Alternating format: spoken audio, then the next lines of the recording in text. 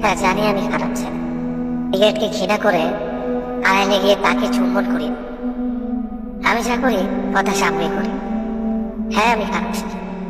কারণ ক্লাসের শেষ বেঞ্চে আমার জায়গা, ফার্স্ট বেঞ্চ নামক তখতপোষ আমার সাথে বেমান। স্যার কিছু বললেই হ্যাঁ করে গেলে, কিছু জিজ্ঞেস করলে মাথা নিচু করে দাঁড়িয়ে থাকে। হ্যাঁ, আমি খারাপ ছেলে। কারণ ক্লাস সিলেবাসের গণ্ডি পেরিয়ে নিজের পৃথিবী গড়ে তুলতে পারিনি। জ্ঞানের দিগন্তে নিজের মস্তিষ্ককে ভাসিয়ে দিয়েছি। ভালো ছেলেদের মতো সিলেবাস মুখস্থ করতে পারি। সিলেবাস আমার মনে হাজার প্রশ্ন জন্ম দিয়েছে।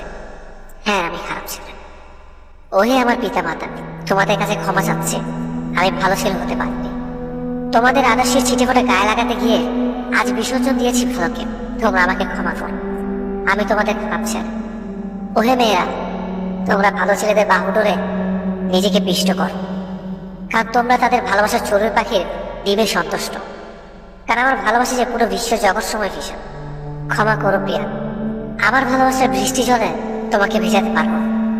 ও তোমার সহ্য হবে না, কারণ আমি খারাপ ছেলে। তুমি চড়ুই পাখি ডিম নিয়েই থাকো। হে সমুদ্র, আমাকে ক্ষমা করো।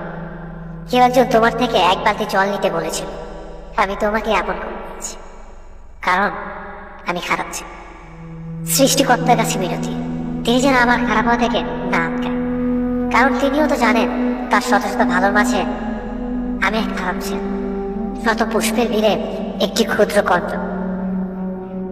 হ্যাঁ, আমি খারাপ ছেলে।